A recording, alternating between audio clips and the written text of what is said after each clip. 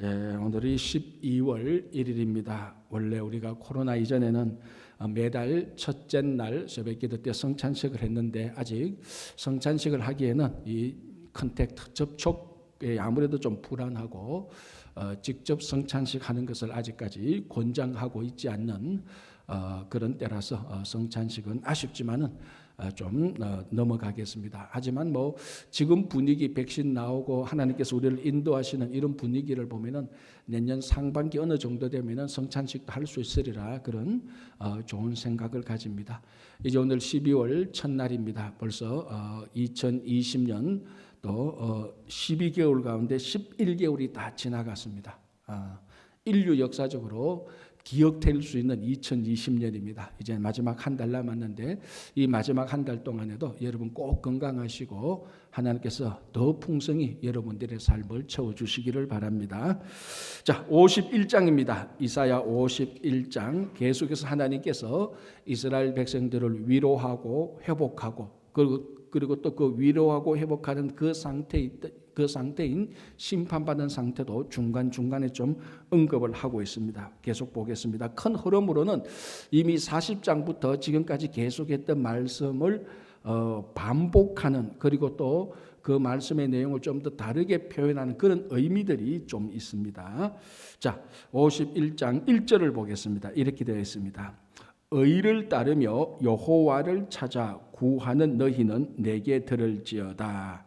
자, 의를 따르며 여호와를 찾아 구하는 너희. 그러니까 이게 의를 구하는 것하고 여호와를 찾는 것이 별개가 아니라는 것을 전제하고 있습니다. 그러니까 물론 여기서 뭐 의라는 것은 우리가 개인적인 의도 있고 사회적인 의도 있습니다. 뭐 개인적인 의라고 말하면 하나님과의 바른 관계고 우리가 하나님 앞에서 바르게 살아가는 그런 것을 말하는 거죠. 사회적 의라 그러면 우리가 사회적 활동 그리고 특별히 이제 관심이 되는 것 사회적 구조 이런 것들이 올바르게 되어 있어야 되는 것 그런 것들을 말합니다. 그러니까 여호와를 구하는 자들은 개인적인 의와 사회적 의가 일치하도록 살아가는 사람입니다. 그러니까 여호와를 구하는 사람이면서 의에 대해서 관심이 없거나 의에 대해서 무시하는 사람은 여호와를 제대로 바로 구하는 사람이 아닙니다. 우리 시대에 의라고 말하면은 이게 뭔가 모르게 좀 개혁적이고 좀 선동적이고 좀 저돌적이고 이런 단어가 있습니다. 정의를 구한다, 공의를 실천한다 이러면 반드시 뭐 한쪽은 쳐야 되고 한쪽은 뭐 숙청해야 되고 뒤집어 엎어야 되고 이런 생각이 있는 단어로 우리들이 생각하는데 하나님께서 이 시대를 샬롬, 평화로 만들기 위해서 사용하시는 도구가 의입니다. 의. 하나님께서 쉽게 말하자면 한 국가의 대통령이 자기 국가를 어떤 상태로 만들 것이냐 목표가 평화, 샬롬이라면 이 목표를 어떻게 실천할 것인가 수단, 방법은 정의, 공의 바로 이겁니다. 그러니까 하나님을 구하면서 내가 하나님을 따라가고 여호와를 구하는 사람이라고 말하면서 나는 의에 대해서는 관심이 없어. 나는 평화에 대해서는 신경 안 써. 그거는 하나님을 정당하게 구하는 게 아닙니다. 물론 한 번 더 반복해서 말씀드리자면 여기서 의와 평화는 사회 개혁을 하고 뭐 혁명을 하고 그런 것을 말하는 겁니다. 그런 것은 이 부분의 아주 일부에 불과한 것입니다. 이것을 자꾸 확대시키면 그건 굉장히 하나님의 원래 의를 왜곡시키는 겁니다. 어쨌든 여호와를 구하는 사람들은 의를 구하는 사람하고 같이 일치가 되어야 되는 것입니다. 그래서 1절에 의를 따르며 여호와를 찾아 구하는 너희는 내게 들을지어다. 자, 그 다음에 재미있는 표현이 있습니다. 이렇게 되어 있습니다. 너희를 떠낸 반석과 너희를 파낸 우묵한 구덩이를 생각하여 보라. 자, 이 반석과 구덩이인데 큰 반석에서 한 조각이 떼어졌습니다. 그리고 큰 구덩이에서 구덩이의 한 줌의 흙을 떼어냈습니다. 자, 반석에서 잘려 나온 조그만 조각, 구덩이에서 퍼낸 조그만 일정의 흙, 이걸 생각해 보라. 이게 지금 뭘 전제로 하고 있는가 하면은 유다가 바벨론에게 포로 잡혀간 상황을 말합니다. 그러니까 큰 반석에서 조각 하나가 떼어진 상태. 요게 유다가 바벨론으로 유다에서 떼내어져서 바벨론으로 붙잡혀간 상태. 그리고 같은 맥락이지만 큰 구덩이에서 떼어내어서 한 줌의 진흙, 요게 이제 바벨론으로 간 상태, 요거하고 같다는 겁니다. 그러면은 여기에서는 뭘 지금 말하고 있는가 하면은 큰 반석에서 떼어낸 한 조각, 이거의 원래 집은 큰 반석에 다시 붙는 겁니다. 그래야 그 큰 반석이 완성되죠. 큰 반석이 이렇게 딱 네모지게 되어 있는데 한쪽이 탁 이 조각이 떼어졌습니다. 그러면 언젠가는 이 조각이 여기 와서 다시 탁 붙어야 이 큰 반석이 온전히 형성되는 거죠. 지금 그런 상태를 말합니다. 지금 조각이 떼어져서 떨어져 나간 상태, 이 상태가 유다가 바벨론에게 포로되어진 상태입니다. 이렇게 영원히 있겠느냐? 그게 아니라 겁니다. 영원히 있지 않고 때가 되면은 떼어내진 조각이 다시 큰 반석에 탁 붙어서 큰 반석의 원형을 이룰 것이다 라는 말입니다. 그렇다면은 나중에 지금 이사야가 말하기를 언젠가는 한번 유다가 큰 반석에서 떼어낸 조각같이 될 것이다. 그러나 걱정하지 마라. 떼어내진 조각은 다시 원형에 붙게 될 것이다 라고 말을 하는 것입니다. 이게 바로 회복을 약속해 주는 것이죠.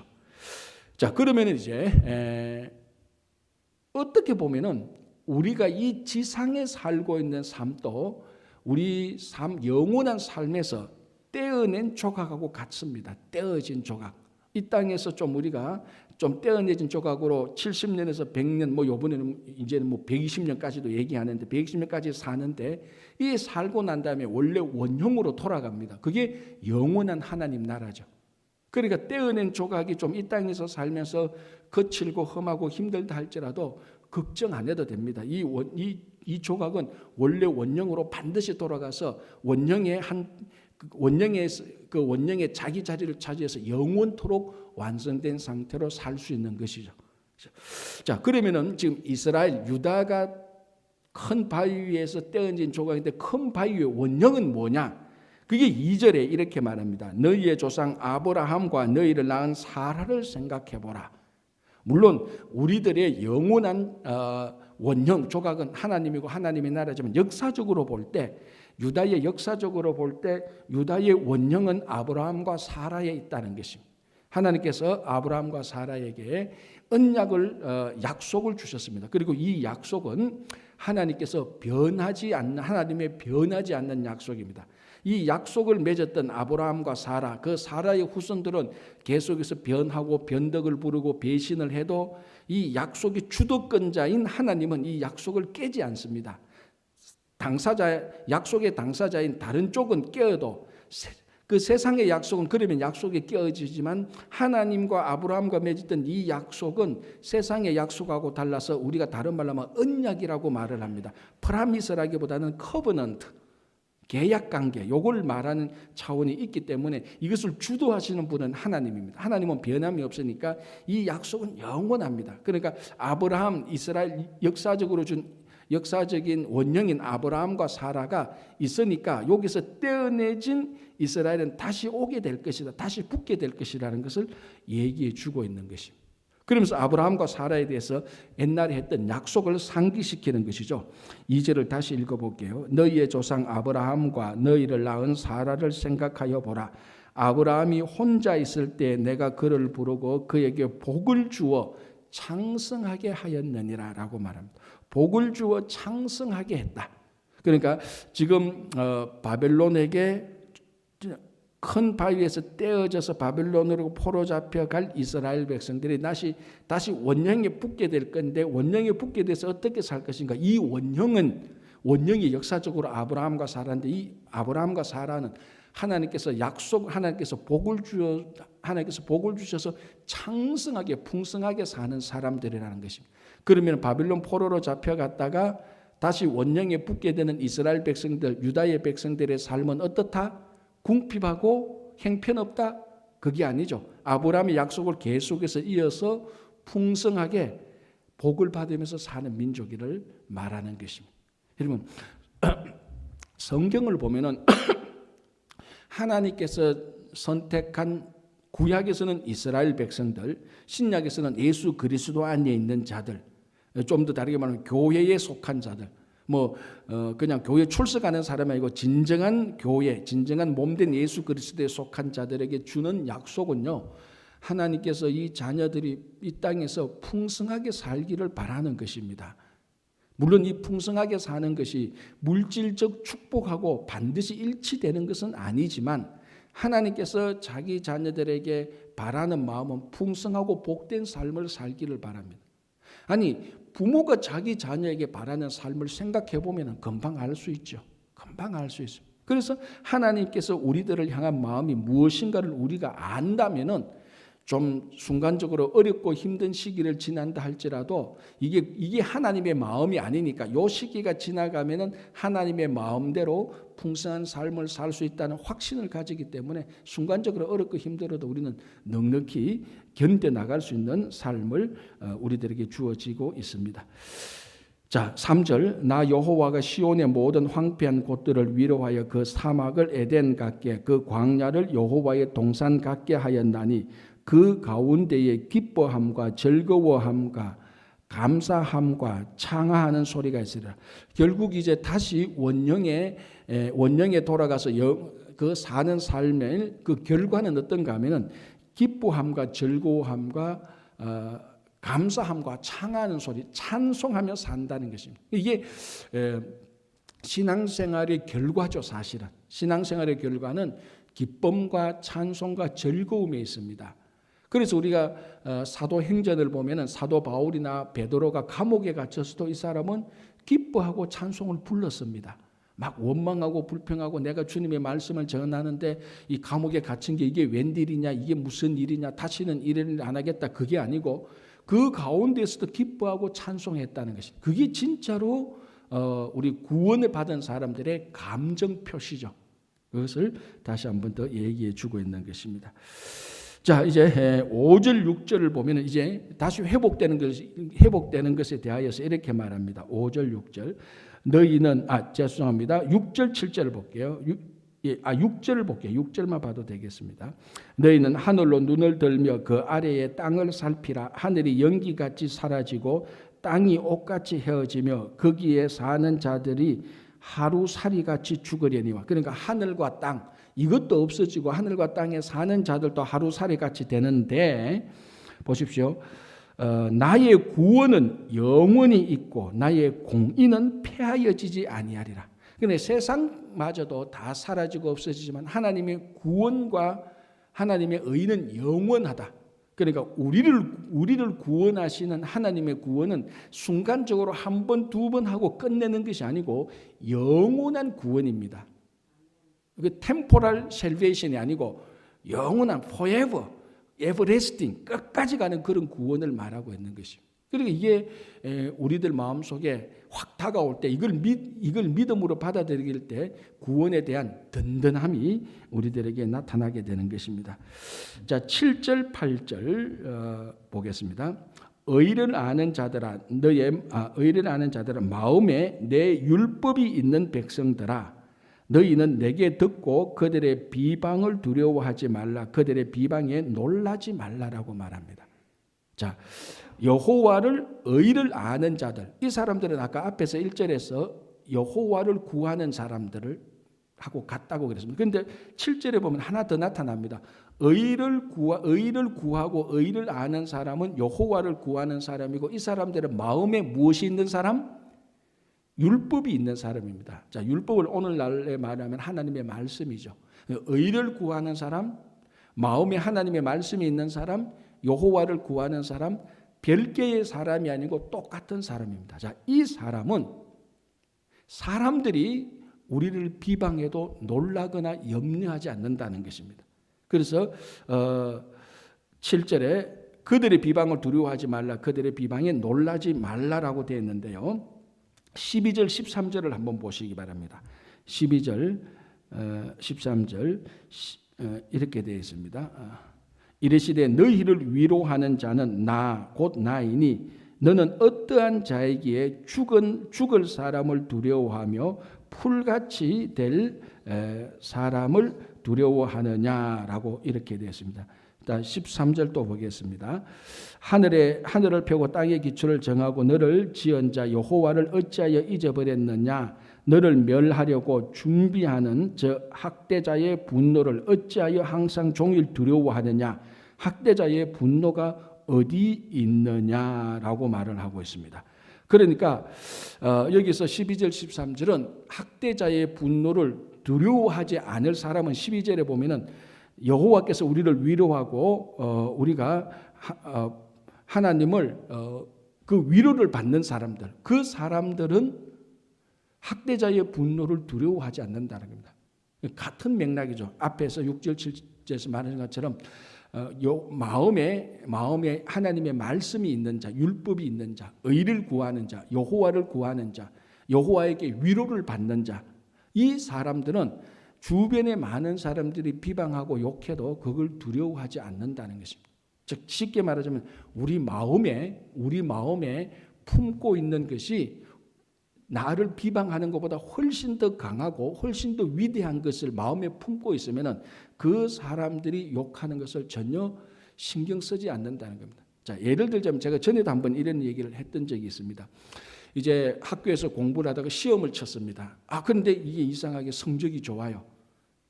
성적이 아주 좋았습니다. 반에서 1, 2등 했습니다. 그러니까 그 시험지를 품고 집에 갑니다.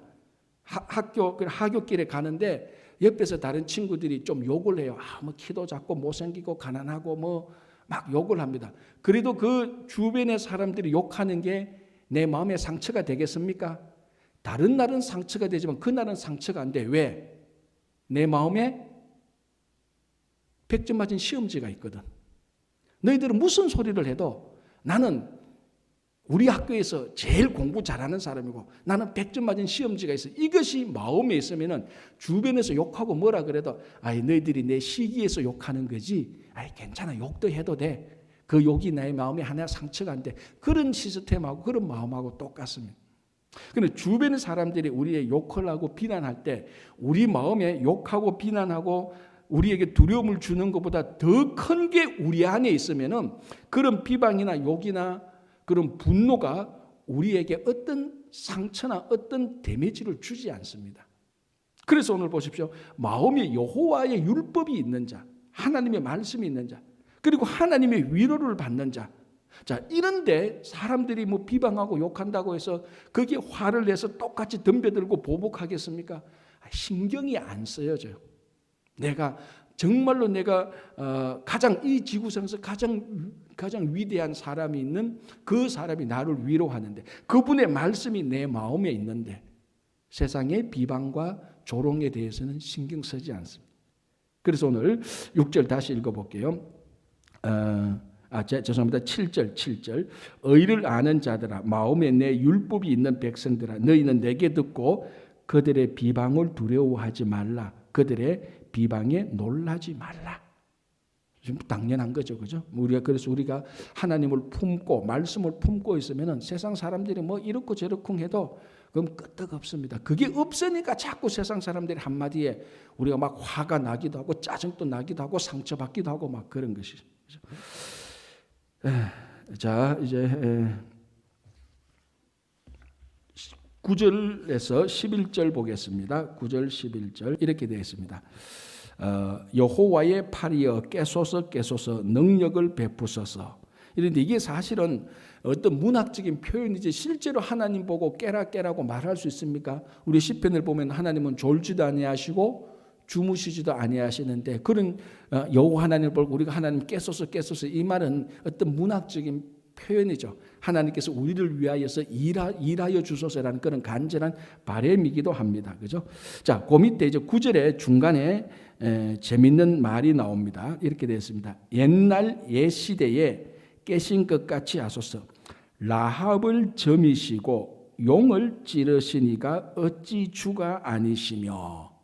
라합, 여기서 라합은 뭡니까? 사람이 아니고 바다에 사는 짐승. 우리가 앞에서 한번 라합 봤죠? 리바이던과 같은 바다 괴물과 같은 걸 말합니다. 그러니까 라합, 바다 괴물을 점이시고 용을 찌르시니, 이 용도 바다에 나오는 괴물입니다. 그러니까 여기서 라합과 용은 같은 맥락입니다. 리바이던, 바다에서 나오는 괴물, 이것이 이제 고대의 어떤 짐승인가 하면은 세상의 질서를 어지럽히는 사람. 밤에 그 폭풍이 흑암이 짙은 폭풍의 바다에서 나와서 괴이한 괴물이 나와서 한 국가를 망쳐놓는 혼란과 무질서의 짐승들을 말하는 겁니다. 자, 그것을 저물어 버리고 무찌른 이가 누구시라고요? 여호와 하나님밖에 없습니다. 그러니까 이 라합과 용은 세상을 어지럽히고 혼란을 주는 그런 세력들을 말하는데, 그것을 다시 다 정복하고 세상을 질서로 만들어 버리고 세상을 평화롭게 만드시는 분이가 누구냐? 그게 여호와 하나님이라는 겁니다. 자, 그와 같은 맥락으로 10절에 이렇게 말합니다. 바다를 넓고 깊은 물을 말리시고 바다 깊은 곳에 길을 내어 구속받은 자들을 건너게 하시니가 어찌 주가 아니시니까. 자, 10절은 무슨 사건이 연상됩니까? 출애굽 사건이죠. 바다를 넓고 깊은 물을 말리시고, 그래서 이스라엘 백성들이 출애굽할 때 그 바다를 어떻게 걸었다고요? 마른 땅같이 걸었다라고 말합니다. 오늘도 얘기해 보니까 넓고 깊은 물을 말라버렸다, 마르게 했다. 그리고 바다 깊은 곳에 길을 내어 구속함을 받다. 홍해를 건넌, 출애굽 때 홍해를 건넌, 홍해를 하나님께서 가르시고 그 바다를 마른 육지로 만든 그 사건을 말하고 있는 것입니다. 즉 다시 말하자면 라합과 용, 이거는 바다에서 나오는 혼란한, 이것은 바다에서 나오는 세상을 혼란하게 하는 짐승입니다. 그러니까 여기서는 바다와 그 짐승이 세상을 혼란하게 하는 그런 상징인데, 그것을 길을 내어버려 가지고 하나님께서 그 바다를 지나가야 되는 그 용과 라합과 싸워야 되는 하나님의 자녀들을 거기에 길을 내서 하나님께서 구원했다라고 말합니다. 이것이 출애굽 때 홍해를 걷는 사건을 말하면서 이 세상을 질서를 잡고 이 세상에 구원을 주시는 이가 여호와 하나님이 아니냐, 그렇게 하나님께서 또다시 유다를 회복시킬 것을 약속해 주고 있는 것입니다. 자, 다시 한번 더 12절을 한번 볼까요? 이렇게 되어 있습니다. 이르시되 너희를 위로하는 자는 나 곧 나이니라. 너는 어떠한 자에게 족한 사람을 두려워하느냐? 풀같이 될 사람의 아들을 두려워하느냐? 그걸 두려워하지 말라라고 이렇게 얘기를 하고 있는 것이죠. 아까도 얘기한 것처럼요. 자, 16절 17절 보겠습니다. 이렇게 되어 있습니다. 내가 내 말을 너의 입에 두고 내 손 그늘로 너를 덮었나니. 자, 먼저 하나님께서 하나님의 말을 누구 입에? 유다의 입에 두었다라고 합니다. 하나님의 말씀을 하나님의 자녀의 입에 두었습니다. 자, 우리가 좀 건너뛰어서 예레미야 1장을 한번 보시기 바랍니다. 여러분, 예레미야 1장. 예레미야가 어디에 있죠? 이사야 다음에 있죠. 네, 찾기 쉽죠. 예레미야 1장 9절을 한번 보겠습니다. 예레미야 1장 9절에 이렇게 되어 있습니다. 여호와께서 그의 손을 내밀어 내 입에 대시며 여호와께서 내게 이르시되 보라, 내가 내 말을 너의 입에 두었노라. 하나님이 하나님의 말씀을 누구 입에 두었다고요? 선지자 예레미야. 지금 선지자 예레미야가 말하는 겁니다. 선지자 예레미야가 하나님께서 자기 입에 하나님의 말씀을 두었다는 겁니다. 그러니까 선지자의 입에 하나님의 말씀이 있으니까 이 선지자는 당연히 하나님의 말씀을 세상에 전해야 되는 겁니다. 말씀을 받았으니까. 그래서 우리가 이제 우리가 이사야 끝나면 보겠지만 예레미야는 말씀을 전하다가 너무너무 고통스러우니까 자기 스스로 맹세를 합니다. 내 이제 2번 다시 하나님의 말씀을 전하지 않겠다라고 맹세를 하고 돌았으면은 또 속에서 말씀을 전해야 되는 불 끓는 그 하나님의 열정이 생겨서 또 말씀을 전하게 되는 그런 일들을 보게 됩니다. 그 중요한 동기가 하나님께서 예레미야의 입에 하나님의 말씀을 두었습니다. 그런데 오늘 이사야를 보니까 이사야 51장을 보니까 하나님께서 유다 백성들에게도 똑같이 하나님의 말을 그들의 입술에 두었습니다. 물론 이 말은 또 이사야 한 사람을 말할 수도 있지만 여기서 너라는 것은 유다 전체를 말하니까 그래서 하나님께서 하나님의 말씀을 하나님의 자녀의 입에 두었습니다. 자, 그리고 어떻게 말합니까? 그리고 내 손 그늘로 너를 덮었다. 그러니까 하나님의 말씀을 자기 입에 두고 있는 사람들을 하나님께서 그늘로 덮어줍니다. 이것은 보호하는 것을 상징하는 것이죠.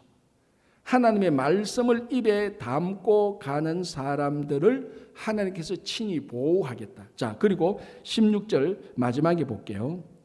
16절을 다시 읽어볼게요. 내가 내 말을 너의 입에 두고 내 손 그늘로 너를 덮었나니 이는 내가 하늘을 펴며 땅의 기초를 정하여 시온에게 이르기를 너는 내 백성이라 말하기 위함이다.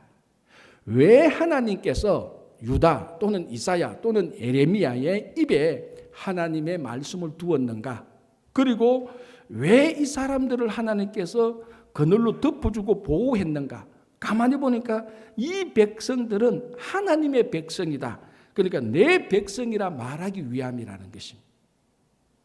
그러니까 하나님의 백성을 하나님 백성에게 입에 하나님의 말씀을 두기도 하고 그들을 보호하고 또 이 사람을 세상 사람들이 물으면은 이는 내 백성이다. 너희들은 건드리지 말라라고 말을 하는 것입니다. 자, 그렇다면은 하나님의 백성인 하나님의 말씀을 입에 받은 사람은 그 입에서 나오는 말이 무슨 말이어야 됩니까? 하나님의 말씀이어야 되는 거죠. 자, 이게 이사야, 유다 그리고 예레미야에게만 해당되는 겁니까? 사실은 우리 입술에도 하나님의 말씀을 주신 것입니다. 이건 어마어마한 일이죠. 천지를 창조하신 하나님께서 그 하나님의 말씀, 그리고 특별히 하나님의 말씀은 천지를 창조하시는 능력이 있는 말씀입니다. 우리가 특별히 성경에서 다른 종교, 종교적으로 봐도 다른 종교하고 아주 격하게 구별되는 이것이 이 성경에서 말씀의 능력을 얼마나 중요하게 여기는지 봅니다. 그래서 흔히 유대교를 율법의 종교라고 말하고 기독교를 같은 맥락의 표현으로 말씀의 종교라고 말을 합니다. 이 당시 전부 다 고대 중동에서는 말씀의 종교였던 종교는 한 군데도 없었습니다. 전부 다 신에게 의식을 드리고 예식을 드리는 종교였지. 유일하게 이스라엘 백성들을 선택했던 여호와 하나님께서 이들에게 율법을 주어서 말씀을 주어서 말씀의 종교로 빚어낸 것은 여호와 하나님밖에 없습니다. 왜? 말씀으로 천지를 창조하고 말씀의 창조의 능력이 있으니까. 그래서 하나님께서 이 말씀의 천지를 창조할 수 있는 말씀의 능력을 우리 입에 둔 것입니다. 말 잘해야 됩니까? 멋대로 해도 됩니까? 하나님의 말을 해야 되는 거죠. 천지를 창조한 말씀의 능력을 우리 입에 두었습니다. 그러니까 제 입술이 이렇게 어벙하게 보여도 이게 보통 입술이 아니에요. 제 입이. 여러분도 마찬가지입니다. 입술이 못나서 성령을 해야 되니 아니니 그건 두 번째입니다. 이런 입술에 하나님께서 말씀을 두었다고. 그리고 그 말씀이 뭐냐? 천지를 창조했던 말씀입니다. 그리고 우리가 해야 되는 말이 정말로 하나님의 말씀을 할 때 그 말씀의 능력이 나타나는 거죠. 그래서 제가 계속해서 성경을 보면 볼수록 계속해서 우리가 말하는 게 뭡니까? 성도들의 말은 능력이 있고 정말 성도들은 말을 잘해야 된다는 것. 이 말씀의 능력이 있는데 그것을 우리 입에 주었다는 것. 그리고 하나님께서 그런 사람들 보호하고 하나님의 백성이라고 하나님께서 선포하시는 것입니다. 자, 마지막으로 한번 우리 17절에서 좀 보겠습니다. 아주 문학적인 표현이 나오는데 이렇게 말합니다.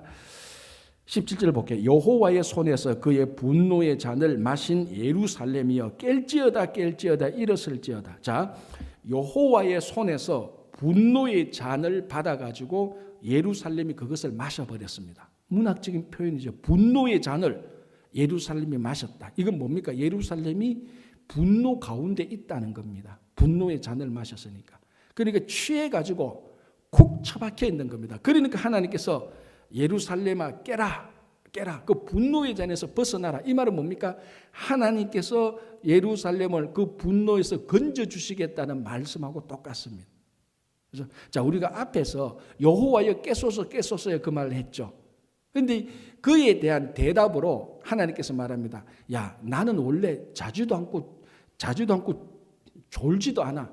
깨야 될 사람은 예루살렘 너희들이야. 너희들이 지금 분노의 잔을 마시고 분노 가운데 있는 데서도 깨어나지 않고 그 분노 속에서 허우적거리고 하나님을 찾지도 않는 너희들아, 빨리 그 분노의 잔에서 깨어나라.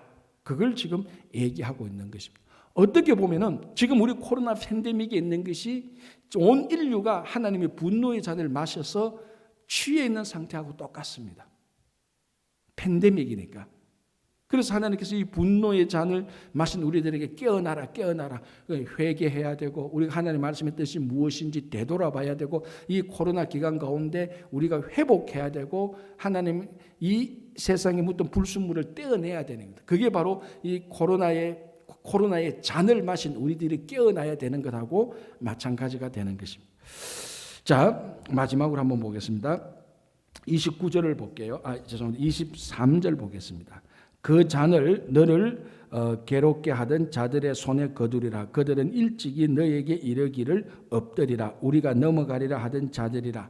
너를 넘어가려던 그들에게 너가 너의 허리를 땅과 같게 길거리와 같게 하였느니라. 이 말은 뭔가 하면은 하나님으로부터 분노의 잔을 예루살렘 백성에게 먹이게 한 사람은 역사적으로 볼 때는 바빌론이라는 겁니다. 바빌론이 분노의 잔을 먹여서 하나님에게 분노를 받고 있는데, 이제는 분노의 잔을 먹인 바빌론을 하나님께서 심판하겠다는 겁니다. 자, 이건 이미 우리 앞에서 나왔죠. 하나님께서 바빌론이나 아수르를 분노의 짝대기로 사용한다 그랬습니다. 그런데 이 짝대기가 하나님의 도구로 쓰면서 교만하고 자기 멋대로 한 겁니다. 그래서 하나님께서 딱 때를 받다가 그 시기가 지나가면 분노의 짝대기, 하나님 진노의 짝대기를 하나님께서 다시 따로 심판한다고 앞에서 얘기했습니다. 이거와 같은 맥락입니다. 예루살렘을 역사적으로 분노의 잔을 먹였던 바빌론을 하나님께서 이제는 이 바빌론에게 분노의 잔을 먹여서 바빌론을 심판하겠다. 누구를? 고레스, 바사왕 고레스를 통해서. 그건 역사적으로 얘기하고 있는 것입니다. 자, 오늘 우리가 이 말씀을 보면서 우리 입술에 하나님의 말씀이 있다는 것을 우리가 좀 생각하고요. 이제 우리가 이 코로나 분노의 잔에서 우리가 깨어나는 것, 그건 우리가 회개하고 하나님의 뜻을 살피고 하나님의 뜻대로 살기로 결단할 때마다 이 잔이, 분노의 잔이 자꾸 사라지기 시작합니다. 그래서 이 분노의 잔에서 벗어나는 하나님의 말씀을 가진 여러분들 되시기를 바랍니다. 기도하겠습니다. 주님 감사합니다. 오늘 또 하루를 시작합니다. 주님, 오늘 하루가 분노의 잔의 하루가 아닌 분노의 잔에서 깨어나는 하루가 될 수 있도록 도와주시고, 하나님께서 우리 입술에 하나님의 말씀을 주셨는데 우리가 이 하나님의 말씀을 우리가 말할 수 있도록 도와주시고, 하나님의 말씀이 우리 입술에 있으니 이 말씀의 능력이 우리에게 나타나게 하여 주시옵소서. 주님, 기도합니다. 우리 가운데 여러 가지로 어렵고 힘든 상황에 있는 분들이 있습니다. 재정적으로나 가정적으로나 일터에서 자녀들의 일로, 건강의 일로, 특별히 김영만 장로님 주님께서 끝까지 치료하여 주시고, 그 외에 육신의 연약함과 재정의 일로 어려운 모든 분들 일터와 가정을 회복시켜 주시옵소서. 감사하오며 예수님의 이름으로 기도합니다. 아멘.